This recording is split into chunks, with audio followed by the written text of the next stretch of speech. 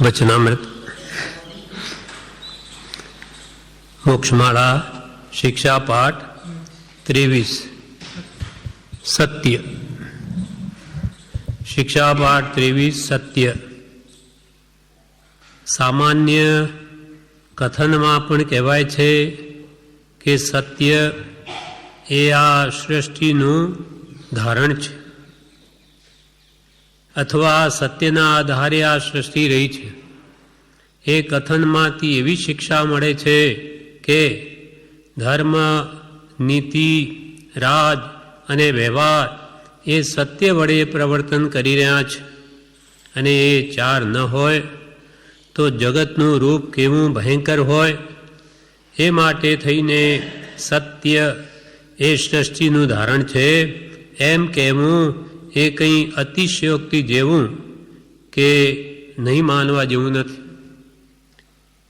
સામાન્ય કથનમાં કૃપાલદેવ એમ કહેવાય છે કે સત્ય એ આ સૃષ્ટિનું ધારણ છે, અથવા કે સત્યના આધારે આ સૃષ્ટિ રહી છે, ટકી રહી છે. પણ વૈષ્ણવોમાં એમ કે છે કે શેષ નાગ ઉપર પૃથ્વી રહેલી છે, શેષ નાગ ઉપર આ પૃથ્વી ટકી રહેલી છે એમ વૈષ્ણવ માને છે. પણ ખરો આધાર પૃથ્વીનો તે સત્ય છે. આ જે કંઈ પણ સુખ શાંતિ જણાય છે એનું કારણ સત્ય છે. એટલે કૃપાલદેવ કે સત્યના આધારે આ પૃથ્વી રહી છે, અને એ વાત કે માનવા જેવી લાગે છે. એક નાગના મોઢા ઉપર આખી પૃથ્વી રહે એ વાત તો માની શકાય એમ નથી, પણ સત્યના આધારે રહી શકે. એ કંઈ અતિશયોક્તિ ભર્યું કૃપાલદેવ કે નથી. અને એ કથનમાંથી આપને શિક્ષા એ મળે કે ધર્મ, નીતિ, રાજ અને વ્યવહાર એ જગતમાં સત્ય વડે પ્રવર્તન કરી રહ્યા. એટલે શું? ધર્મ, નીતિ, રાજ્ય અને વ્યવહાર એનું વિવેચન બ્રહ્મચારીજીએ આ વસ્તુ સમજાવી કે ધર્મ એટલે શું? તો કે પોતાના સહજ સ્વરૂપને પ્રાપ્ત કરવો તેનું નામ ધર્મ છે. અને એ ધર્મ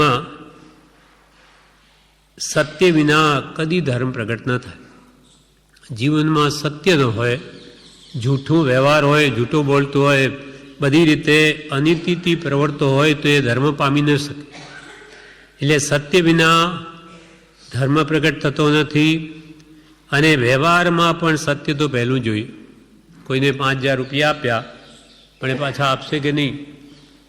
આપશે એ વિશ્વાસ છે સત્યના આધારે કે જરૂર એ આપશે જ. એના આધારે એ લેવડ દેવડ પણ થાય છે વ્યવહારમાં. એટલે કે અમુક એમને આપીશ તો એ જરૂર મને પાછા આપશે, એમ બધો વ્યવહાર વિશ્વાસથી ચાલે છે. અને એના ઊંડાણમાં સત્ય રહ્યું છે. કોઈ કે આવી રીતે કોઈ દાબી ના દે. અને પરમાર્થ સત્ય ને વ્યવહાર છે તેના પાછા બે ભેદ છે, તે કૃપાલદેવ પછી સમજાવશે ધર્મમાં. અને નીતિને માનનારા જે જીવો છે તે કોઈ દિવસ અસત્ય બોલે નહીં. નીતિથી પ્રવર્તનારા તે અસત્ય બોલે નહીં. સત્યને આધારે જ આ પ્રામાણિકપણું, ન્યાય વગેરે નીતિ નિયમો ટક્યા છે. જો અનીતિ જગતમાં હોય તો બધા એકબીજાને લૂંટે, એટલી શક્તિ હોય એટલે લૂંટે, એટલે આ જગતનું સ્વરૂપ ભયંકર થઈ જાય. રાજા પણ સત્યને આધારે રાજા પણ ન્યાય કરે, અને તે પહેલાં પાળવામાં આવતો રાજા હતા ત્યારે. આજે ન્યાયાધીશ જેવા આ કોર્ટો છે તે ન્યાય આપે.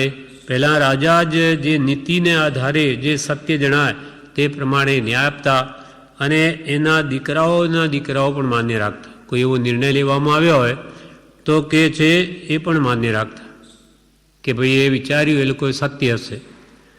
એમ આખા પૃથ્વીનું ધારણ તે ધર્મ, નીતિ, રાજ્ય વ્યવસ્થા ન હોય તો પણ બધી અંધાધૂંધી ફેલાય. એટલે આજે સરકાર છે, આજે એ પ્રજાતંત્રક રાજ્ય છે, તો પણ રાજ્ય વ્યવસ્થા તો છે જ. વ્યવસ્થા જ જો ન હોય તો બધું જ ભયંકર થઈ પડે. જગતનું સ્વરૂપ કોઈ જાતના અનીતિ કે જૂઠનો કોઈ ડર જ ન હોય તો પછી બધા જ એ રીતે પ્રવર્તે તો એ સૃષ્ટિનું ભયંકર સ્વરૂપ થઈ જાય. એટલે કૃપાલદેવ કહે કે ધર્મ નીતિ રાજ અને વ્યવહાર એ સત્ય વડે પ્રવર્તન કરી રહ્યા છે, અને એ જો ચાર આ જગતમાં ન હોય તો એ જગતનું રૂપ કેવું ભયંકર હોય. એ માટે થઈને સત્ય એ આ સૃષ્ટિનું ધારણ છે એમ કહેવું તે અતિશયોક્તિ જેવું કે નહીં માનવા જેવું નથી. સત્ય છે હજુ, એનું પ્રવર્તન, તેને લઈને જ આ સુખ સુવિધા કે શાંતિ સર્વજીવોમાં છે. કે છે જો જૂઠ બોલે તેનું કેવું ભયંકર રૂપ થાય, તેના ઉપર એ કૃપાલદેવ દૃષ્ટાંત આપે છે. વસુ રાજા એક જ શબ્દનું અસત્ય બોલ્યા,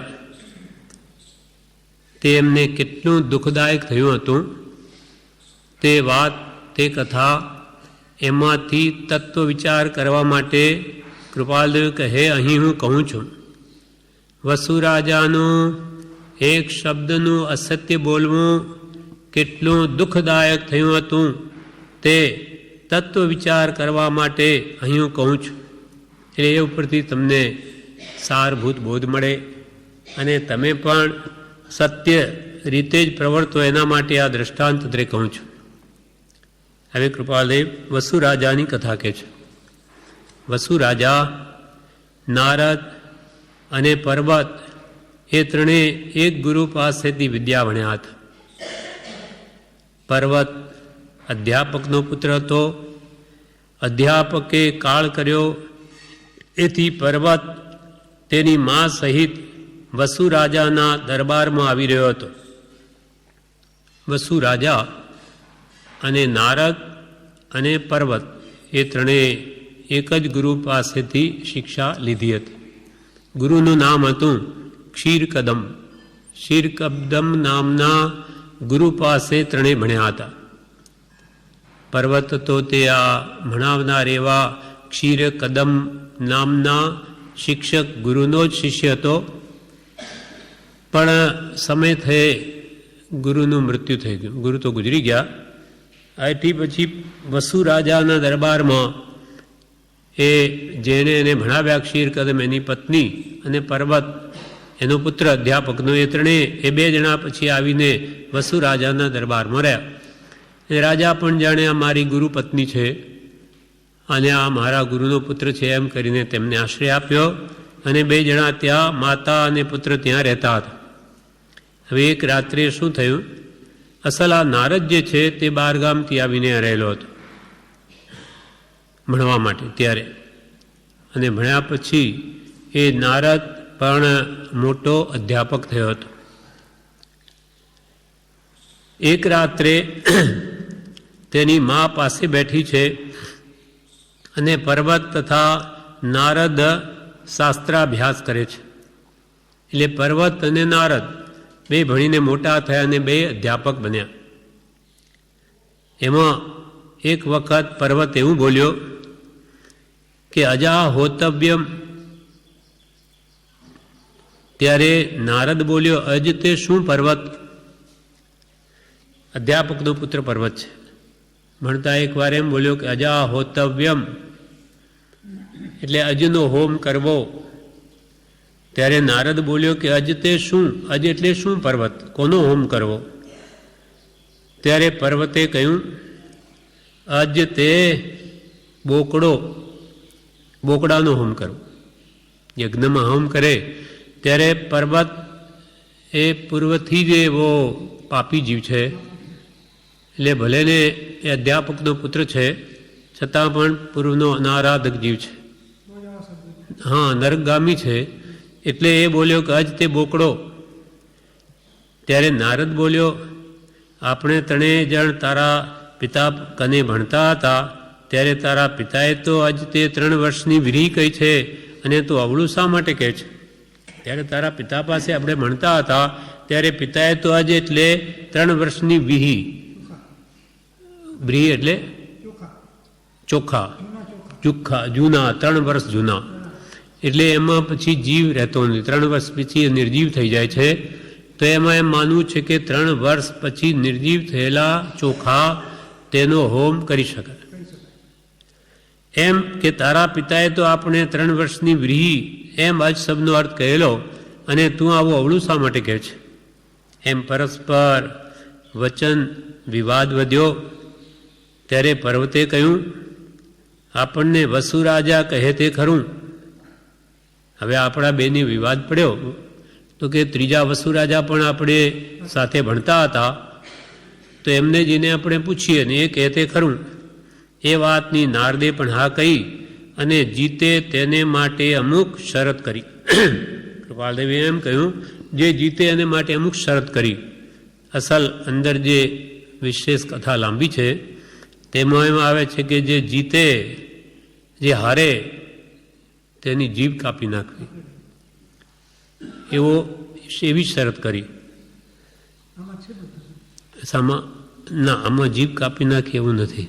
આમાં એટલું જ કહ્યું કે જીતે તેને માટે અમુક શરત કરી. કૃપાલદેવી વાત નથી કરી. આ ન હોય તો એની જરૂર નથી. વાત કે ભાઈ જે હારે આ શરત કરી અમુક. હવે માતા પાસે બેઠી છે, ભરતની મા, તેણે સાંભળ્યું. અજ એટલે વ્રી એમ તેને પણ યાદ હતું. માને ખબર હતી કે અજ એટલે 3 વર્ષ જૂનું ધાન, અને હવે આ વાત આ લોકોએ આવી શરત કરી એટલે વસુ રાજા પાસે જશે અને એ કહેશે કે 3 વર્ષની જૂનું ધાન તો મારા પુત્રની હાર થશે, અને આવી રીતે જો જીભ કાપવાની વાત હોય તો ભારે પડી જશે. એટલે પછી એને મા પુત્રના મોહવશ એ વસુ રાજા પાસે જાય છે કે ભાઈ કાલે જવાના, એટલે રાત્રે જ ત્યાં જઈને વાત કરે છે. પર્વતની મા જે પાસે બેઠી હતી તેણે આ સાંભળ્યું. અજ એટલે વ્રી એમ તેને પણ યાદ હતું. શરતમાં પોતાનો પુત્ર હારશે એવા ભયથી પર્વતની મા રાત્રે રાજા પાસે ગઈ અને પૂછ્યું, રાજા અજ એટલે શું? વસુ રાજાએ પણ સંબંધપૂર્વક કહ્યું, અજ એટલે વ્રી. ત્યારે પર્વતની માએ રાજાને કહ્યું, મારા પુત્રથી બોકડો કહેવાયો છે, માટે તેનો પક્ષ કરવો પડશે.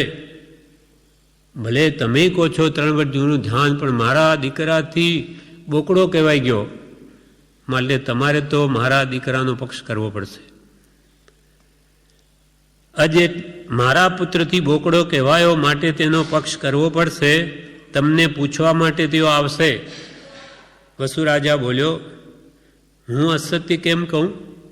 હું જૂઠું કેવી રીતે બોલું? એ તો 3 વર્ષ બ્રીજ જેનો અર્થ થાય, એટલે હું અસત્ય કેમ કહું? મારાથી બની શકે નહીં. વસુ રાજા એ સત્યના કારણે તો એ સિંહાસન પર અધર બેસે છે. અધર બેસે, જો કે એની કથા લાંબી બ્રહ્મચારી પ્રવેશિકામાં આપી છે. એટલે એક એવો થાંભલો તો રત્નનો જે બીજાના ના દેખાય, એટલે એને બાણ માર્યું તો ત્યાં જઈને ટકરાય. વસુ રાજા ત્યાં છે શું? પછી ત્યાં હાથ ફેરવીને જોયું ત્યાં થાંભલો, તો કે આ દેખાતો જ નથી થાંભલો, એ પોતે લઈ આવે છે. એના ઉપર પછી એવું આસન બનાવીને એના ઉપર એ બેસે, એટલે લોકોને તો એમ દેખાય કે અધર જ બેસે છે એમ, અને સત્ય જ કહે. એટલે એ કહે છે કે મારાથી તું કહે, પણ મારાથી આ સત્ય નહીં કહેવાય. ત્યારે પર્વતની માએ કહ્યું, પણ જો તમે મારા પુત્રનો પક્ષ નહીં કરો તો હું તમને હત્યા આપીશ, હું મરી જઈશ. જો તમે મારા દીકરાનો પક્ષ ન કરો તો હું મરી જઈશ અને તેની હત્યા તમને લાગશે. રાજા વિચારમાં પડી ગયો કે સત્ય વડે કરીને હું મણિમય સિંહાસન પર અધર બેસું છું, લોક સમુદાયને ન્યાય આપું છું. લોક પણ એમ જાણે છે કે રાજા સત્ય ગુણે કરીને સિંહાસન પર અંતરિક્ષ બેસે છે, અધર બેસે છે. લોકો પણ એમ જાણે છે કે હું સત્ય વડે તો આ સિંહાસન પર અધર બેસું, લોકોને ન્યાય આપું. અને મણિમય સિંહાસન પર બેસું. એટલે વિચારમાં પડી ગયું કે મારાથી આ જૂઠ કેમ કહેવાય, હવે કેમ કરું? જો પર્વતનો પક્ષ ન કરું તો બ્રાહ્મણી મરે છે, એ વળી મારા ગુરુની સ્ત્રી છે, હવે શું કરું? પર્વતનો પક્ષ ન કરું તો મારા ગુરુની સ્ત્રી તેનું મરણ થાય, હવે શું કરું? ન ચાલતા છેવટે રાજાએ બ્રાહ્મણીને કહ્યું, તમે ભલે જાઓ, હું પર્વતનો પક્ષ કરીશ. કેવો પાપનો ઉદય આવ્યો એને! હવે સત્ય ન્યાય આપે. હવે એ વિશેષ પ્રતિજ્ઞા વિશેષ સત્ય કે જૂઠ બોલીને પણ એનો પક્ષ કરવો એ વધારે. એ વિવેક કેમ ભૂલ્યો? તો કે વિનાશ કાળે વિપરીત બુદ્ધિ. વિનાશ કાળ આવી ગયો, એની બુદ્ધિ વિપરીત થઈ ગઈ. જે સત્ય વડે સિંહાસન પર અધર બેસે તે જૂઠ બોલવા તૈયાર થઈ ગયો. અને માતાને કહ્યું કે ભલે ભલે સ્ત્રી ચરિત્રમ પુરુષસ્ય ભાગ્યમ દેવોને જાનાતિ કેમો મનુષ્ય. સ્ત્રીનું તિર્યા ચરિત્ર એ તો અનેક માયાજાલ રચે, રડવા પણ બેસે, તેથી મરી પણ જાઉં એમ પણ કહે, તેથી કંઈ સત્ય પ્રતિજ્ઞાનો ભંગ ન થાય. એમ પણ એ બધું ભૂલી જાય છે કે તિર્યા ચરિત્રમ સ્ત્રીઓનું ચરિત્ર અને પુરુષસ્ય ભાગ્યમ પુરુષોનું ભાગ્ય દેવો ન જાનાતી દેવો પણ જાણતા નથી, તો કુતો મનુષ્ય તો મનુષ્ય શું જાણે?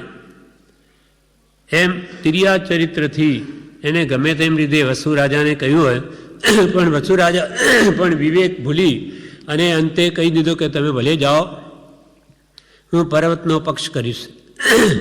આવો નિશ્ચય કરાવીને પર્વતની માં ઘેર આવી. પ્રભાતે નારદ પર્વત અને તેની માં વિવાદ કરતા રાજા પાસે આવ્યા. રાજા અજાણ થઈ પૂછવા લાગ્યો, વળી આમાં માયા કરી, જૂઠ બોલવું છે અને એમાં વળી માયા કરી, જાણે રાજા કંઈ જાણતો નથી એમ અજાણ થઈને પૂછવા લાગ્યો કે પર્વત શું છે? પર્વતે કહ્યું, રાજાધિરાજ અજ તે શું તે કહો. રાજાએ નારદને પૂછ્યું, પર્વતે પૂછ્યું રાજાને કે ભાઈ તમે કહો અજ એટલે શું? ત્યારે રાજાએ નારદને પૂછ્યું કે તમે શું કહો છો અજ એટલે? કેમ કે ત્રણેય સાથે ભણેલા. ત્યારે નારદે કહ્યું, અજ તે 3 વર્ષની વ્રીહી, તમને ક્યાં નથી સાંભળતું? તમને ક્યાં યાદ નથી? અજ એટલે 3 વર્ષ જૂનું ધાન, એ તમને ક્યાં નથી સાંભળતું? ત્યારે વસુ રાજા બોલ્યો, અજ એટલે બોકડો પણ વ્રીહી નહીં. તે જ વેળા દેવતાએ સિંહાસન પરથી ઉછાળી તેને હેઠો નાખ્યો. વસુ કાળ પરિણામ પામ્યો, કાળ ધર્મ પામ્યો, નરકે ગયો. એક જ શબ્દથી. પાપના ફળ કડવા છે, તરત મળે. અતિ ઉત્કટ પાપ, કેમ કે જે સત્ય બોલે છે એમ જગતમાં જેનો વ્યવહાર છે એને ઉપરથી આવું ભયંકર અસત્ય બોલ્યો કે તેના વડે આખી હિંસાની પરંપરા ચાલુ થઈ કે યજ્ઞમાં આ બોકડાઓને હોમવા વગેરે. તો કેટલું મોટું એક વચનથી એને પાપ બાંધ્યું કે સિંહાસનથી ઉછાળતી દેવતાએ એને નીચે નાખી દીધો. પૃથ્વી ફાટી અને વસુ રાજા સિંહાસન સાથે જ પૃથ્વીમાં દટાઈ ગયો, મરીને નરકે ગયો. એટલે મહાપુરુષો કે અસત્ય નહીં બોલવું. અને પર્વત પણ અસત્ય અને હિંસાના પ્રચારથી જગતમાં મહા ઉપદ્રવ કરાવી ને 7મી નરકે ગયો. શું કાઢ્યું? પોતાનો આગ્રહ, જીદ, હું કહું તે જ સાચું. પણ એનાથી એ કેમ કે વસુ રાજા પાસે બોલાવ્યું. એ લોકોમાં એવી માન્યતા કે વસુ રાજા કહેતે સત્ય, એટલે એનું વિશેષ ભયંકર પરિણામ આવ્યું. એટલે આ પર્વત પણ આવા હિંસાના પ્રચારથી જગતમાં મહા ઉપદ્રવ કરાવી, એટલે યજ્ઞોમાં આવા હિંસાની પ્રરૂપના ચાલુ કરાવી, મરીને 7મી નરકે ગયો. અને નારદ ગુરુના ઉપદેશ પ્રમાણે વર્તી બને તેટલો સત્ય અને અહિંસા માટે પ્રયત્ન કરીને છેવટે ચારિત્ર પાડીને સરવાર સિદ્ધિ વિમાનમાં ગયો. નારદ જે અત્યંત ગુણશાળી છે અને જે સત્યને અહિંસાનો પૂજારી છે, તેના ફળમાં એ મરીને સરવાર સિદ્ધિ વિમાનમાં ગયો. એકાવતારી ત્યાં બધા સમ્યક દ્રષ્ટિઓ જન્મે અને એક ત્યાંથી જન્મીને સીધા મોક્ષે જ જાય મનુષ્ય અવતાર લઈ. અને પર્વતનીમાં એ પણ પુત્રના મોહથી રાજાને અનર્થમાં પ્રેરવાથી તે પણ મરીને નરકે ગઈ. સત્ય એ સૃષ્ટિનું ધારણ છે. સત્યનો સદા જય છે. સત્યમેવ જયતે. અસત્ય પ્રવર્તનથી આ ભાવમાં કદાચ પુણ્યબળ હોય તો કદાચ તરત એને એનો પાપનું ફળ ન મળે, પણ ભવિષ્યમાં એને એના ફળ તો મળે જ. એટલે કહ્યું કે સત્યમેવ જયતે, સત્યનો જ જય થાય. અને આ ભાવમાં પણ એના પ્રત્યે લોકો અવિશ્વાસ કરી અને એને એક પ્રકારની આપત્તિ આ ભાવમાં પણ તેને ઊભી હોઈ શકે, જૂઠ બોલનારવાળા. અને સત્યવાળો તો સદા સુખી, કેમ કે એના મનમાં તેનો કોઈ ભય નથી કે ભાઈ મારે આ ભાવમાં મારા પર કોઈ અવિશ્વાસ કરશે કે આગલા ભાવમાં મારી દુર્ગતિ થશે, એવો એને કોઈ ભય નથી. હવે કૃપાદેવ કહે છે, આ ઉપરથી આપણે સઘળાએ સત્ય તેમજ રાજાએ સત્યને ન્યાય બંને ગ્રહણ કરવા રૂપ છે એ મુખ્ય બોધ મળે છે. આ ઉપરથી આપણને શું બોધ મળે? તો કે આવા જૂઠ બોલનારાઓની નરગતિ થાય, આ ભાવમાં પણ એના પ્રત્યેનો વિશ્વાસ હણાઈ જાય. કોઈ એક વાર જો માણસ જૂઠ બોલે પછી એના પર ગમે એટલો સત્ય બોલતો હોય પણ વિશ્વાસ ઉઠી જાય કે માણસ જૂઠો છે. માટે કૃપાલ કે બધાએ સત્ય બોલવું અને રાજાએ તો સત્યને ન્યાય બંને ગ્રહણ કરવા. રાજાને ન્યાય કરવો પડે. ન્યાયમાં અપક્ષપાત બુદ્ધિ રાખવી જોઈએ. કોઈનો પક્ષ રાજાએ ન જ કરવો જોઈએ. જ્યારે આવા રક્ષક જ ભક્ષક બની જાય ત્યારે જીવોની રક્ષા કોણ કરે? રાજાએ તો જે સજ્જનોની રક્ષા કરવી જોઈએ અને દુર્જનોને શિક્ષા કરવી જોઈએ. પણ રાજા જ જો ન્યાય મૂકી દે અને પક્ષપાતી બની જાય તો સત્યવાદી જીવોનો આધાર કોણ? માટે ન્યાય કે છે સત્યને, રાજાએ ન્યાય અને સત્ય બંને ગ્રહણ કરવા જોઈએ એ મુખ્ય બોધ મળે છે. જે 5 મહાવ્રત ભગવાને પ્રણીત કર્યા છે તેમાંના પ્રથમ મહાવ્રતની રક્ષાને માટે બાકીના 4 વ્રત વાડ રૂપે છે. કૃપાલદેવ કહે, ભગવંતોએ પંચ મહાવ્રતની યોજના કરી. મુનિઓ સંપૂર્ણપણે જેને પાડે, શ્રાવકો દેશે પાડે, અહિંસા, સત્ય, ચૌર્ય, બ્રહ્મચર્ય અને પરિગ્રહ ત્યાગ વ્રત. એ 5 મહાવ્રત ભગવાને પ્રણીત કર્યા. તેમાંના પ્રથમ મહાવ્રતની રક્ષાને માટે બાકીના 4 વ્રત વાડ રૂપે છે. પહેલું મહાવ્રત કયું? અહિંસા. અહિંસા પરમો ધર્મ. પહેલું મહાવ્રત અહિંસા. અને બીજું મહાવ્રત સત્ય, ત્રીજું અચૌર્ય, ચોથું બ્રહ્મચર્ય, પાંચમું પરિગ્રહ ત્યાગ. એટલે પહેલું મહાવ્રત જે અહિંસા છે એ જ ખરેખર મુખ્ય ધર્મ છે. અને તેની રક્ષાને માટે જ બાકીના 4 મહાવ્રત છે. સત્ય શા માટે? તો કે અસત્યથી હિંસા થાય.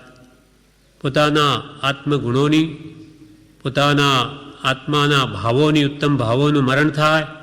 ક્ષણ ક્ષણ ભયંકર ભાવ મરણે કાં હો રાચીરો. એટલે અસત્ય બોલવાથી પણ હિંસા થાય છે, દ્રવ્ય કે ભાવથી. માટે મહાપુરુષો કહે છે આ બીજું મહાવ્રત પણ અહિંસા મહાવ્રતને પોષણ માટે જ છે. ચોરી કરવાથી પણ હિંસા થાય. પોતાના આત્મગુણો તો હણાય જ, પણ એથી બીજાને પણ ધનાદિનો ક્ષય થાય કે ચોરી થાય તો એ પણ દુઃખી થાય. કેમ કે ધન એ 11મો પ્રાણ છે. 10 પ્રાણની સાથે 11મું પ્રાણ ધન છે. અને એ જાય તો કોઈ માણસો મરી પણ જાય. મરી ન જાય તો ધનના અભાવે કુટુંબ દુઃખી થાય. માટે કહ્યું કે ચોરી છે તે પણ હિંસાને જ વધારનારી છે. એટલે પહેલું જે મહાવૃત છે એને જ આ બધું સહાયકરૂપ છે. સત્ય શા માટે બોલવું? તો કે જેથી હિંસાનો ત્યાગ થાય, હિંસા ધર્મ પડાય. ચોરી શા માટે ન કરવી? કે જેથી હિંસા થાય, એટલે અહિંસા ધર્મને પોષણ મળે તેના માટે. હવે ચોથું બ્રહ્મચર્ય મહાવ્રત કે દેશે અણુવ્રત પાળે તે શા માટે? તો કે એમાં પણ હિંસા થાય. મૈથુનાદિ ક્રિયામાં 9 લાખ જીવોની હિંસા થાય, માટે મહાપુરુષે એનો પણ ત્યાગ કહ્યો છે. તેથી ચોથું મહાવ્રત પણ અહિંસા ધર્મના પોષણ માટે છે. હવે પાંચમું પરિગ્રહ ત્યાગ વ્રત એ શા માટે? તો કે એમાં પણ આરંભ થાય. પૃથ્વી, પાણી, અગ્નિ, વાયુ, વનસ્પતિ એ દ્રવ્યહિંસા થાય અને પોતાનો આત્મા ધનાદિ પ્રત્યે આસક્તિથી એ અત્યંત રાગી બની પરિગ્રહમાં મૂર્છા કરી અને આખું જીવન બરબાદ કરે એટલે એના ભાવમરણ પણ થાય. એટલે દ્રવ્ય હિંસા અને ભાવ હિંસા પરિગ્રહમાં રહી હોવાથી તે પણ અહિંસા ધર્મના પાલન માટે તેનો ત્યાગ છે. અને દ્રવ્યથી પણ હિંસા એમો થાય છે. એટલે 4 મહાવ્રત જે અહિંસા મહાવ્રત સિવાયના જે છે સત્ય, ચોરી, બ્રહ્મચર્ય અને પરિગ્રહ ત્યાગ, એ પણ પહેલું જે મહાવ્રત અહિંસા છે તેને જ પોષણ માટે છે. એટલે કે અહિંસા એ જ મુખ્ય ધર્મ છે. અને બાકીના 4 મહાવ્રત તે અહિંસા મહાવ્રતના રક્ષણ માટે વાડ રૂપે છે. એ વાડ હોય તો એ ઝાડની રક્ષા થાય, તેમાં બીજા 4 વ્રત હોય તો અહિંસા ધર્મની રક્ષા થાય.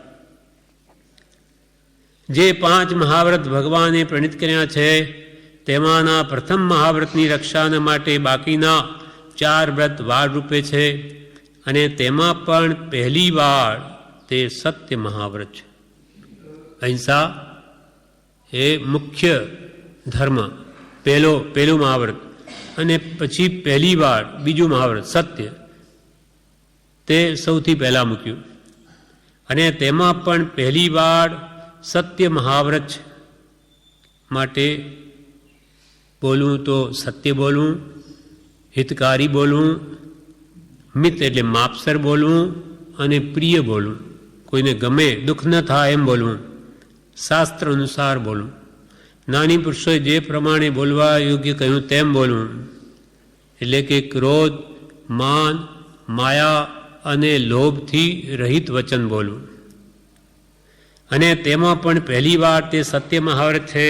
એ સત્યના અનેક ભેદ સિદ્ધાંતથી શ્રુત કરવા અવશ્યના છે. અંતમાં કૃપાલદેવ શું કહે? એ સત્ય મહાવ્રતના અનેક ભેદ, પરમાર્થ સત્ય, વ્યવહાર સત્ય વગેરે, તે સિદ્ધાંતથી શ્રુત કરવા અવશ્યના છે. એ સિદ્ધાંત વડે એના ભેદ જરૂર જાણવા જોઈએ. સાચું જે બોલે તેને માયા વગેરે કરવી ન પડે, બેફિકર રહે. જે જૂઠ બોલે તેના અંદરમાં બીજું હોય, એટલે જાણે કોઈ જાણી ન જાય, એટલે માયાથી પ્રવર્તે. પણ સત્યવાદીને તો કોઈ માયા કરવાની હોય જ નહીં, એને શું છુપાવવાનું છે? એટલે જે મનમાં છે તે જ બોલવાનું, કહેવાનું, વચનમાં તે જ વર્તનમાં, તેટલે કે છે તે બેફિકર રહે છે. બ્રહ્મચારીજી વિવેચનમાં કહ્યું છે આ પાઠના સાર રૂપે કે આપણે પણ સત્ય હોય તે જ બોલવું અને સત્ય જ આચરવું. દુર્યોધનની માં ગંધારી હતી, દુર્યોધનની માં ગાંધારી હતી. પિતા ધૃતરાષ્ટ્ર આંધળા હતા, એટલે એની માં પણ આંખે પાટા બાંધીને રાખતી કે મારા પતિ દેખતા નથી એટલે મારે કંઈ જોવું નથી.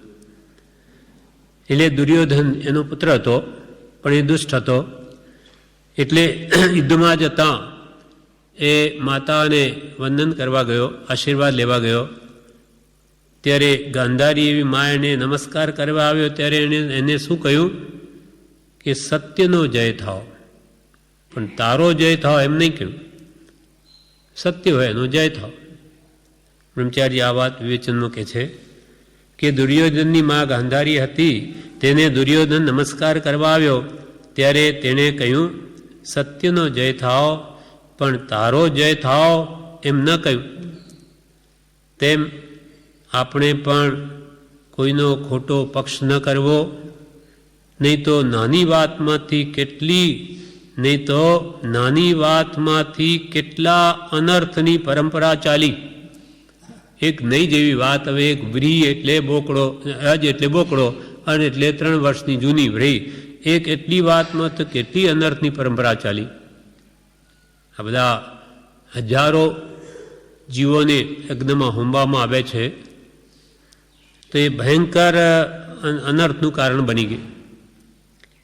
માટે નાની ભૂલ થાય ત્યારે આપણે પણ વિચારી પાછા વળવું, ખમાવી લેવું, અને ફરી તેવી ભૂલ ન થાય તેમ વિચારી વર્તન કરવું. માનો આપણાથી પણ કોઈ એવી નાની ભૂલ થઈ જાય, આનો આગ્રહ જ પકડી રાખીએ તો એક ભૂલમાંથી બીજી, બીજામાંથી ત્રીજી, એમ ભૂલમાંથી ભૂલ જ થયા કરે. ભૂલ થઈ ગઈ તો એની માફી માંગે કે ભાઈ આ ભૂલ થઈ ગઈ એમ વિચારીને પાછા વળવું, ખમાવી લેવું, પણ એ ભૂલને છુપાવવા બીજી અનેક નવી ભૂલો ન કરવી, નહીં તો પછી ઠેઠ દુર્ગતિમાં જતો રહે, નર્કમાં જાય, પાછો ક્યારેય ઊંચો આવે. માટે બ્રહ્મચારીજી કહે, આપણાથી પણ કોઈ નાની ભૂલ થાય ત્યારે આપણે પણ વિચારી પાછા વળવું, ખમાવી લેવું, અને ફરી તેવી ભૂલ ન થાય તેમ વિચારીને વર્તન કરવું. ભવિષ્યમાં ભૂલ ન થાય તેમ વિચારીને વર્તવું, અને જે ભૂલ થઈ ગઈ હોય તેની ક્ષમાપના માંગી લેવી, પતી ગયું. વળી કૃપાલદેવી વચનામૃતમાં 5780 એમ કહ્યું, વ્યાખ્યાન સાર 2 કે જૈન હોય તે અસત્ય બોલે નહીં. જે જૈન હોય તે અસત્ય બોલે નહીં. જીનનો અનુયાયી, જીનેશ્વર ભગવાને જે પંચ મહાવ્રતધારી આવા ભગવંતો, તે તો કદી જૂઠ બોલે જ નહીં. તો એનો તું અન્યાય છે ખરેખર, તો તું જૂઠ બોલે નહીં. અને જૂઠ બોલે તો તું એ જીનેશ્વરનો અન્યાય જ નથી. સમ્યક દ્રષ્ટિ પણ જીન ત્યાંથી શરૂઆત થાય. એટલે જૈન હોય તે અસત્ય બોલે નહીં. જીનનો અન્યાય તે જૈન. હવે આ વિશે વચનામૃતમાં પરમ કૃપાલદેવ 675 પાન ઉપર સત્ય વિશે ઘણું કહે છે. એટલે વ્યવહાર સત્યને પરમાર્થ સત્ય કોને કહે તે વાત સમજાવે છે. એની એ વાત બ્રહ્મચારીજીએ પ્રવેશિકાના શિક્ષાપાઠ 30 બધી લીધી છે. સત્ય બોલવા વિશે એટલે બધું કૃપાળુદેવનું જ જેમ છે તેમ અહીંયા બધું આપ્યું છે.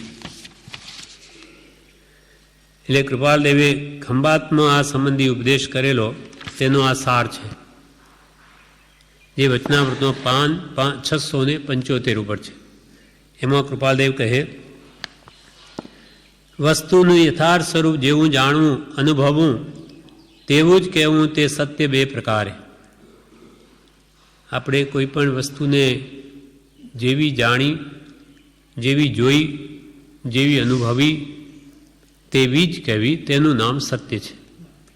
તે સત્યના 2 પ્રકાર, પરમાર્થ સત્ય ને વ્યવહાર સત્ય.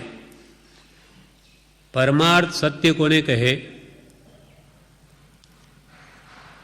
પરમાર્થ સત્ય એટલે આત્મા સિવાય બીજો કોઈ પદાર્થ આત્માનો થઈ શકતો નથી એમ નિશ્ચય જાણી ભાષા બોલવામાં વ્યવહારથી દેહ, સ્ત્રી, પુત્ર, મિત્ર, ધન, ધાન્ય, ગ્રહ આદિ વસ્તુઓના પ્રસંગમાં બોલતા પહેલાં એક આત્મા સિવાય બીજું કાંઈ મારું નથી એ ઉપયોગ રહેવો જોઈએ. પરમાર્થ સત્ય ભાષા એટલે આપણા અંદરમાં એવો ભાવ હોય કે એક આત્મા સિવાય મારું બીજું કોઈ છે જ નહીં. આપણે બોલી તો દઈએ મોઢેથી એમ નહીં, પણ ખરેખર એવું અંતરમાં વેદન હોય. એટલે ખરેખર સમ્યક દ્રષ્ટિ મહાત્માઓ જ એવું પરમાર્થ સત્ય બોલી શકે. આપણે અભ્યાસ કરી શકાય, પણ ખરેખર એમને તો આવું સહજ હોય. કેમ કે અંદરમાં એ આત્મા સિવાય પોતાનું બીજું કંઈ માનતા જ નથી. એટલે કૃપાલ કે આત્મા સિવાય બીજો કોઈ પણ પદાર્થ આ વિશ્વનો એ આત્માનો હોઈ શકે જ નહીં. અસંખ્યાત પ્રદેશ જ આત્માના છે, એ સિવાય દેહ પણ નથી એનો, તો બીજું ક્યાંથી હોઈ શકે? એટલે એવો દ્રઢ નિશ્ચય જેના હૃદયમાં હોય અને વ્યવહારથી બોલે. સ્ત્રીને જ્ઞાની પણ સ્ત્રી જ કહે, પુત્રને પુત્ર જ કહે, મકાન હોય તો કોનું મકાન, મારું મકાન એમ પણ કહે, પિતા ને પિતા કહે, માતા ને માતા કહે, ધન હોય તો આ કોનું છે તો મારું છે એમ પણ કહે. છતાં પણ એના અંદરમાં શું છે? એક આત્મા સિવાય મારું કંઈ. આ વ્યવહાર એ બધું બોલાય, પણ એ બી જેના અંતરમાં સદૈવ જાગૃતિ છે તે પરમાર્થ સત્ય ભાષા છે. એવો ઉપયોગ જેને હોય તેને ભલે ને ઉપરથી પુત્રને પુત્ર કહે, પણ મનમાં શું સમજે? કોનો પુત્ર? જેમ કે કૃપાલદેવ પણ છગનભાઈ એ દીકરા હતા તો એમને પૂછે કોણ, તો એમ જ કે છગન આ દીકરો છે, પુત્ર છે મારો. પણ અંદરમાં શું? તે 510માં કૃપાલદેવે લખી દીધું, કોઈને વિશે પુત્રપણું ભાવી આ જીવે માઠું કર્યામાં મણા રાખી, કંઈ મણા રાખી નથી. એને કોઈ દિવસ પિતા પુત્ર થયા દીઠા નથી, જોયા નથી, અને એમ સંભવતું પણ નથી કે અનુત્પન્ન એવો જીવ તેને પુત્રપણે ગણવો કે ગણાવવાનું ચિત્ત રહેવું એ સૌ જીવની મૂળતા છે. જે કોઈ કાળે જન્મ્યો જ નથી એને કે મેં એને જન્મ આપ્યો, તું કોણ જન્મ આપનાર? અનાદિત અનંત એવો જે જીવ મૂળ દ્રવ્ય છે, આત્મા દ્રવ્ય નિત્ય છે, તેને તું શું જન્મ આપી શકે? છતાં આવી કલ્પના કરીને જીવ કર્મ બાંધે. એટલે કૃપાલ જ્ઞાની પુરુષનો તો એવો અંતર્ભાવ સદા હોય છે.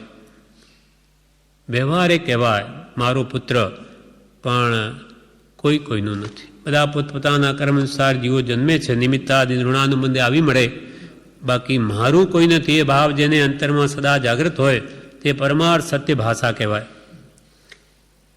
અન્ય આત્માના સંબંધી બોલતા આત્મામાં જાતિ, લિંગ અને તેવા ઔપચારિક ભેદવાળો તે આત્મા ન છતાં માત્ર વ્યવહાર નથી કાર્યને માટે બોલવામાં આવે છે. એવા ઉપયોગપૂર્વક બોલાય તો તે પારમાર્થિક સત્ય ભાષા છે એમ સમજવાનું છે. પહેલા પેરેગ્રાફ તો પોતા વિશે કહ્યું કે પોતાની સ્ત્રી પુત્ર આદિ બોલતા પણ આ મારાથી એવો ભાવ રહે. હવે આ પેરેગ્રાફમાં અન્ય આત્મા સંબંધી બોલે તો પણ કે આ કોણ છે? તો કે આ તો ફલાણી જાતિનો છે, અથવા સ્ત્રી છે, પુરુષ છે, આવું લિંગ સંબંધી બોલે. છતાં પણ અંતરમાં શું હોય કે આત્માની કોઈ જાતિ નથી, આત્મા કોઈ બ્રાહ્મણ નથી, આત્મા વૈશ્ય નથી, અને લિંગ એટલે આત્મા સ્ત્રી નથી, પુરુષ નથી. એ ભાવ બીજા જીવો પ્રત્યે પણ એ જ ભાવ સદા જાગૃત રહે. એવો ઔપચારિક ભેદવાળો તે આત્મા ન છતાં. આવા ભેદ તો વ્યવહારે જે કહેવામાં આવે, વ્યવહારનેથી કાર્ય પ્રવૃત્તિ ચલાવવા માટે આવું બોલવામાં આવે છે, પણ ઉપયોગપૂર્વક જો બોલાય તેને પારમાર્થિક સત્ય ભાષા કહે છે. એનું દૃષ્ટાંત આપે કૃપાલદેવ. એક માણસ પોતાના આરોપિત દેહની, ઘરની, સ્ત્રીની, પુત્રની કે અન્ય પદાર્થની વાત કરતો હોય તે વખતે સ્પષ્ટપણે તે પદાર્થથી વક્તા હું ભિન્ન છું અને તે મારા નથી એમ સ્પષ્ટપણે બોલનારને ભાન હોય તો તે સત્ય કહેવાય. આ પરમાર્થ સત્ય કે દેહની વાત કરે, ઘરની કરે, સ્ત્રીની કરે, પુત્રની કરે, પણ એ વાત કરતો હોય ત્યારે પણ સ્પષ્ટપણે એના હૃદયમાં તેમ હોય કે આ બધા પદાર્થોથી વક્તા, આ કહેનારો હું તો સાવ જુદો છું. છે દેહાદિતિ ભિન્ન આત્મા, દેહ આદિ સર્વ પદાર્થોથી હું તો ભિન્ન જ છું. એવું જેના અંતરમાં સ્પષ્ટપણે હોય, બોલતી વખતે પણ ભાન હોય એવું, તે પારમાર્થિક સત્ય ભાષા કહેવાય. ફરી બીજું દૃષ્ટાંત કૃપાલદેવ કહે, જેમ કોઈ ગ્રંથકાર સૈનિક રાજા કે ચેલના રાણીનું વર્ણન કરતા હોય તો તેઓ બંને આત્મા હતા. સૈનિક પુરુષ હતા, ચેલના સ્ત્રી હતી. એવો ભાવ અંતરમાં ન હતા, બંને આત્મા હતા અને માત્ર શ્રેણિકના ભવ આશ્રય તેનો સંબંધ હતો. આ ભવ પૂરતો શ્રેણિકને ચેલનાનો સંબંધ હતો કે ચેલના સર્વકાળ માટે સ્ત્રી નથી અને શ્રેણિક હંમેશા રાજા નથી કે પુરુષ નથી. આ તો આ ભવ પૂરતું છે. બાકી નિશ્ચયને તો આત્મા પરમાત્મા છે. અપ્પાસો પરમપ્પા, અને વ્યવહારને આ સંસારમાં કર્મ બાંધીને ચાર ગતિમાં રજડે છે. એટલે ઋણાનુબંધે બે અહીંયા આવી મળ્યા. એટલે એ ક્ષણિકની વાત કરે, ચેલનાની કરે, તો પણ અંતરમાં તો આ લોકોનો સંબંધ આ ભાવ પૂરતો છે, આ આત્માઓનો. એ વાત એના લક્ષ્યમાં રાખીને બોલે એ જ પરમાર્થ સત્ય ભાષા કહેવાય. પરમાર્થી સત્ય, નિશ્ચયથી સત્ય શું છે એ જેના લક્ષ્યમાં હોય છે. આ મોટા ભાગે જ્ઞાની પુરુષો જ બોલી શકે. આપણને ખ્યાલ આવે ને આપણે તરત ભૂલી જઈએ. હવે કે છે વ્યવહાર સત્ય આવ્યા વિના પરમાર્થ સત્ય વચન બોલવાનું બને તેમ ન હોવાથી વ્યવહાર સત્ય નીચે પ્રમાણે જાણવાનું છે. કૃપાલ કે તમારા જીવનમાં વ્યવહાર સત્ય પણ ન હોય તો તમે પરમાર્થ સત્ય ભાષા તો બોલી શકો જ નહીં, આવે જ નહીં તમારામાં. જીવનમાં ઝૂઠથી વ્યવહાર ચાલતો હોય તેને આત્મજ્ઞાન ન થાય, અને આત્મજ્ઞાન ન થાય તો એ પરમાર્થ સત્ય ભાષા ક્યાંથી બોલી શકે. વ્યવહાર સત્ય આવ્યા વિના પરમાર્થ સત્ય વચન બોલવાનું બને તેમ ન હોવાથી પહેલાં વ્યવહાર સત્ય જાણો. હવે કૃપાલદેવ વ્યવહાર સત્ય શું વ્યવહારમાં તે કહે તો કે જેવા પ્રકારે વસ્તુનું સ્વરૂપ જોવાથી, અનુભવવાથી, શ્રવણથી, સાંભળવાથી અથવા વાંચવાથી આપણને અનુભવમાં આવ્યું હોય તેવા જ પ્રકારે યથાતથ્યપણે વસ્તુનું સ્વરૂપ કહેવું અને તે પ્રસંગે વચન બોલવું તેનું નામ વ્યવહાર સત્ય. આપણે જે ઠેકાણે જેવી વસ્તુ જેમ જોઈ હોય, જાણી હોય, અનુભવી હોય તેવું જ કહેવું, તેનું નામ વ્યવહાર સત્ય. એના ઉપર કૃપાલે દ્રષ્ટાંતથી આ વાત કહે. જેમ કે અમુક માણસનો લાલ અશ્વ જંગલમાં દિવસે 12 વાગે દીઠો હોય અને કોઈના પૂછવાથી તે જ પ્રમાણે યથાતથ્ય વચન બોલવું તે વ્યવહાર સત્ય. કે ભાઈ આ ઠેકાણે મેં લાલ ઘોડો હા તમારો ત્યાં જોયો હતો, જેમ જોયો તો તેમ કેવું, એનું નામ વ્યવહાર સત્ય. આમાં પણ કોઈ પ્રાણીના પ્રાણનો નાશ થતો હોય, અગર ઉન્મત્તતાથી વચન બોલાયું હોય, યદ્યપિ ખરું હોય તો પણ અસત્ય તુલ્ય છે એમ જાણી પ્રવર્તવું. એટલે આમાં પણ દેખાવે સત્ય હોય, પણ જો એ સત્ય બોલવાથી સામા જીવના પ્રાણ જતા હોય તો એ સત્ય હોવા છતાં અસત્ય છે. જેમ કે કોઈ આપણે ક્યાંય ઊભા હોઈએ ચાર રસ્તા પર ને ત્યાં શિકારી આવ્યો અને આપણને પૂછે કે આ હરણનું ટોળું ક્યાં થઈને ક્યાં ગયું. હવે આપણને ખબર છે કે પૂર્વ દિશામાં ગયું, અને જો આપણે એમ કહી દઈશું તો એ ત્યાં જઈને મારી નાખશે. માટે સત્ય હોવા છતાં અસત્ય છે, અને તે વખતે આપણે એમ પૂર્વને બદલે પશ્ચિમ દિશા બતાવીએ તો એ જીવોની રક્ષા થાય છે. માટે અહીંયા કહ્યું કે આમાં પણ કોઈ પ્રાણીના પ્રાણનો નાશ થતો હોય અને દેખાવે ભલેને વચન સત્ય જણાય પરંતુ તે અસત્ય તુલ્ય છે. અને બીજું, અગર ઉન્મત્તતાથી વચન બોલાયું હોય મોહના ગાંડપણથી, જેમ કે દારૂ પીધો હોય, એને કોઈ પૂછે આ કોણ, તો કે મારી માતા, જો કે વાત સત્ય હોય. બીજું કોણ થાય, સ્ત્રી, પોતાની સ્ત્રીને સ્ત્રી કહે તો પણ તે અસત્ય છે, કારણ કે ભાન સહિત નથી બોલતો.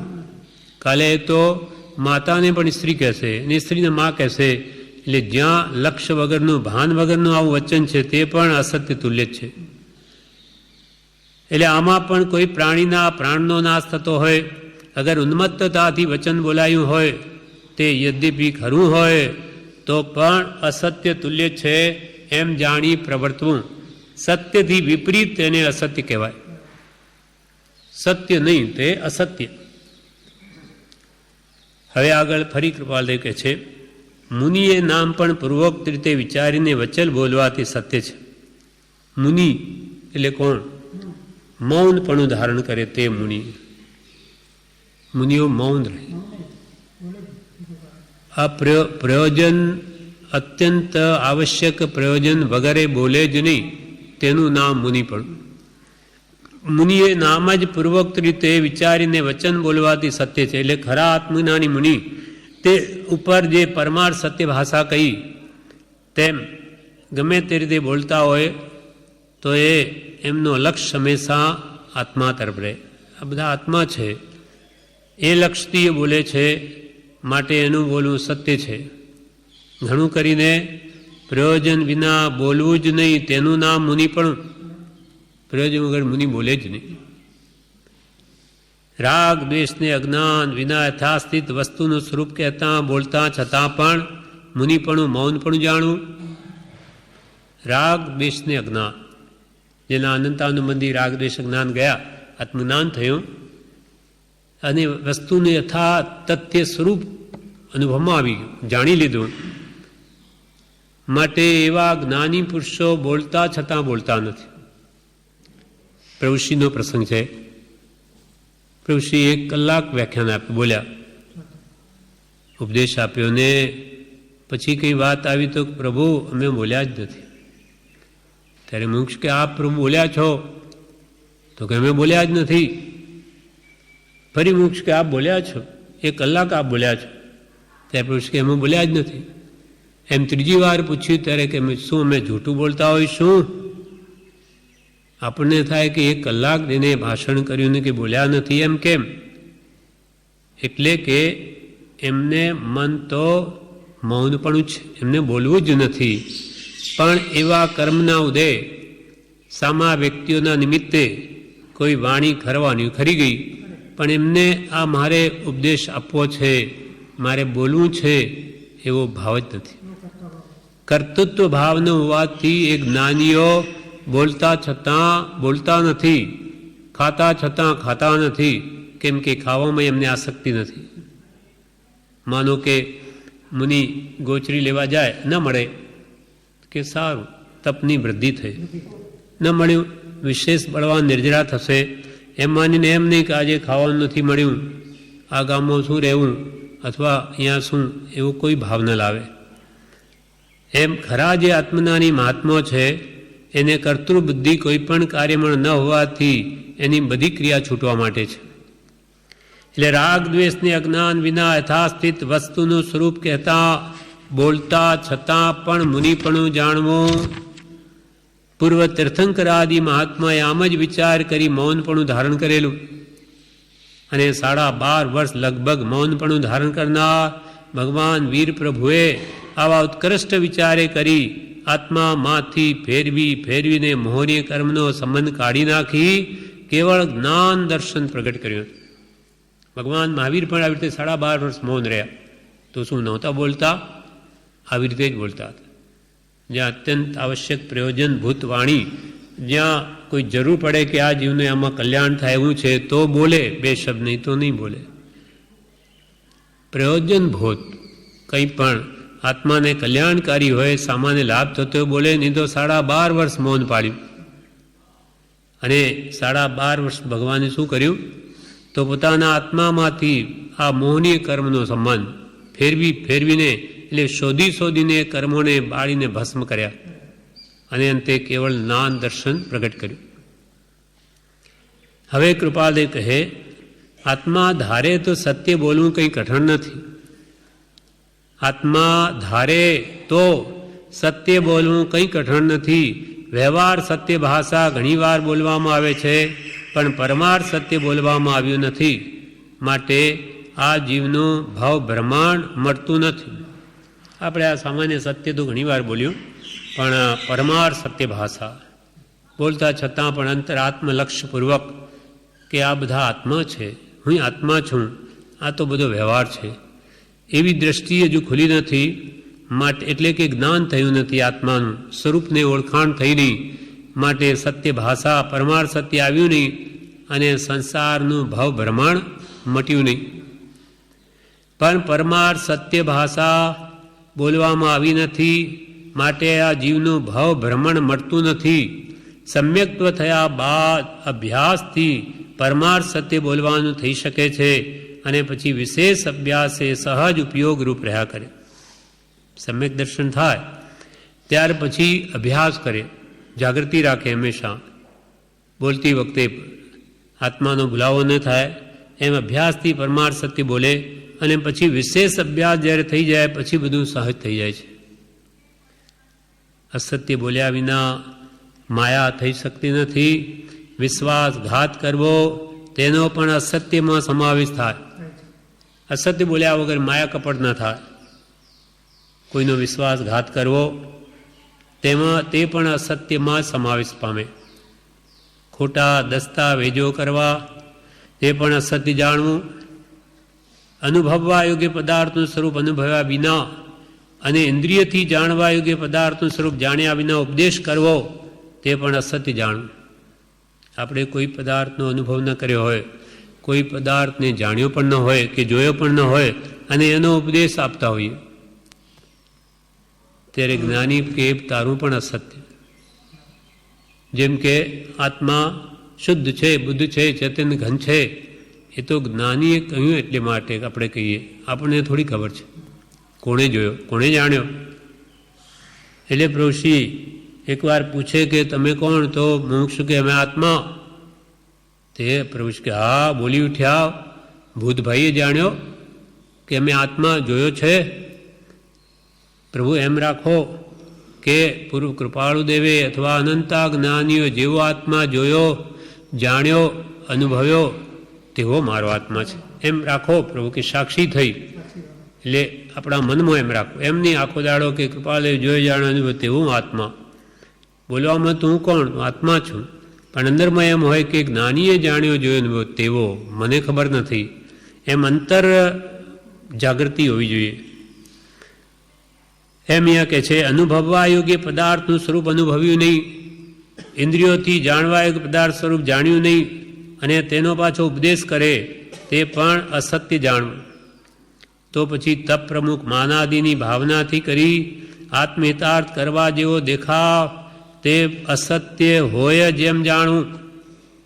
તપ પ્રમુખ માનાદિની ભાવના કરી, તપ આદિ કરે, ઉપવાસ કરે, અઠાઈ કરે, માસકાણ કરે કે બીજું બધું તપ કરે, 12 પ્રકારના તપ કયા, અને માન મોટાઈની ઈચ્છા રાખે કે આપણે તપ કરીશું, લોકો વખાણશે, વસ્તુ આપશે અને આવતા વમાં આપણો મોક્ષ થઈ જશે. માન મોટાઈની કામનાથી તપાદિની ક્રિયા કરે.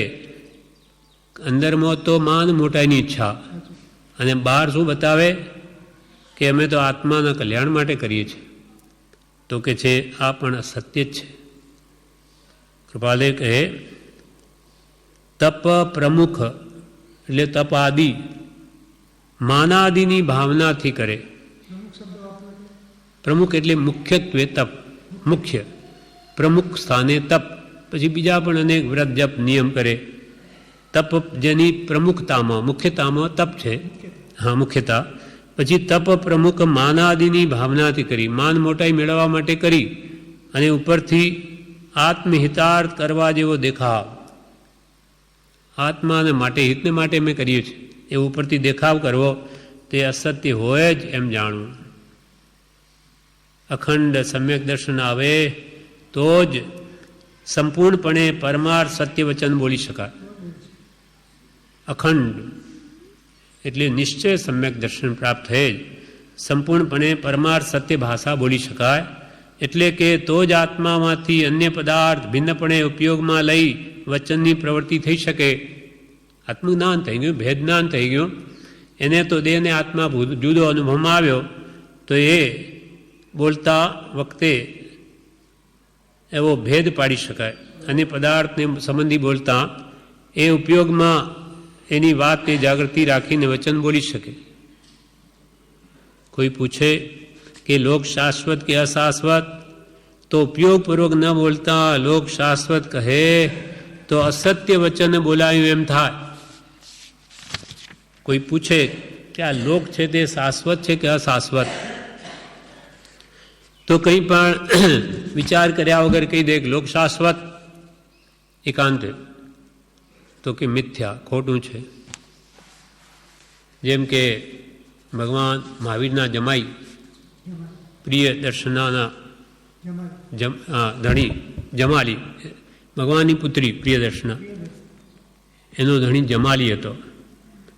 ભગવાન મહાવીરના જમાઈ એ પોતે ભગવાનની વિરુદ્ધ પડીને એમ કહે કે મને તો કેવળ જ્ઞાન થયું છે. ત્યારે પછી ભગવાને જમાલીને એમ પૂછ્યું તમને કેવળ જ્ઞાન થયું હોય તો આ લોક શાશ્વત કે અશાશ્વત પણ કંઈ જવાબ નહીં આપી શક્યા. આ શું લોક શાશ્વત છે કે કંઈ નહીં બોલી શક્યા. ત્યારે ભગવાન મહાવીરે કહ્યું કે કેવળી તો શું, આ પ્રશ્નનો તો જવાબ તો આ બધા છદ્મસ છે ને, જેને કેવળના નથી થયું તે પણ કહી શકે. એટલે લોક કોઈ અપેક્ષાએ શાશ્વત, એની ધારા પ્રવાહે શાશ્વત છે. અનાદિકાલથી આ લોક ચાલ્યો આવે અને અનંતકાળ સુધી રહેશે. એટલે નિશ્ચય દ્રવ્યની અપેક્ષાએ શાશ્વત અને પર્યાયની અપેક્ષાએ પલટાય છે. અવસર્પિણી, ઉત્સર્પિણી, પહેલો આરો, બીજો આરો, ત્રીજો, ચોથો, પાંચમો, છઠ્ઠો, પછી છઠ્ઠો, પાંચમો, ચોથો, ત્રીજો, બીજો, પહેલો, એમ એ કાલચક્ર ફર્યા કરે. એટલે પર્યાયની અપેક્ષા શાશ્વત, ઉત્સર્પિણી, અવસર્પિણી વગેરે આમ કોઈ પણ વિચાર્યા વગર ગમે તેમ બોલી જાય. લોક કેવો શાશ્વત, અનાદિ અનંત, પણ કોઈ અપેક્ષા શાશ્વત પણ છે એ ધ્યાનમાં ન હોય અપેક્ષા, તો એ અસત્યમાં ખપાય. સાદવાદપૂર્વક કહેવું એ સત્ય છે. આ વ્યવહાર સત્યના પણ બે વિભાગ થઈ શકે. એ એમ એક સર્વથા પ્રકારે બીજો દેશથી. એટલે પરમાર્થ સત્ય ભાષા, પરમાર્થ સત્ય ઉપર ઉપયોગ રાખી પ્રિય એટલે જે વચન અન્યને અથવા જેના સંબંધમાં બોલાયું તેને પ્રીતિકર હોય, પથ્ય હોય, ગુણકારી હોય, એવું જ સત્ય વચન બોલનાર સર્વવીરથી મુનિરાજ પ્રાય હોઈ શકે. મુનિ મહાત્માઓ તે સંપૂર્ણપણે સત્ય બોલે, જ્યારે ગ્રસ્તો છે તે દેશપણે બોલે. પણ આવા મોટા કારણોમાં તો તે અસત્ય ન જ બોલે. એટલે કન્યા સંબંધી, પશુ સંબંધી, ભૂમિ સંબંધી ખોટી સાક્ષી પૂરે નહીં, અને કોઈએ થાપણ મૂકવી હોય તો જૂઠ બોલે નહીં, એને પાછું આપી દે. આ સ્થૂળ 5 પ્રકાર તો શ્રાવક બધા પાડે અને પરમાર્થ સત્ય ઉપર ધ્યાન રાખે કે હું પણ મારો એવો કર્મનો ઉદય ક્યારે આવશે કે વ્યવહાર સત્ય બોલું છું પણ હું પરમાર્થ સત્ય ભાષા બોલી શકું, એવો સમય મારો ક્યારે આવશે. એવી ભાવના હંમેશા જેના અંતરમાં હોય છે તે જ ખરો શ્રાવક કહેવાય. મુનિ થવાની જેના અંતરમાં ભાવના છે તે જ ખરેખર શ્રાવક કહેવાય છે.